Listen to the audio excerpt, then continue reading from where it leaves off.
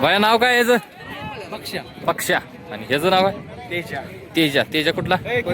पळशी तेजा. पक्षा कुठला? पक्षा पण पळशी. पळशीचा घरचा साज आहे याचा. ड्रायव्हर कोण आहे आज? ड्रायव्हर ऋषी ड्रायव्हर देवापूर. ऋषी ड्रायव्हर देवापूर.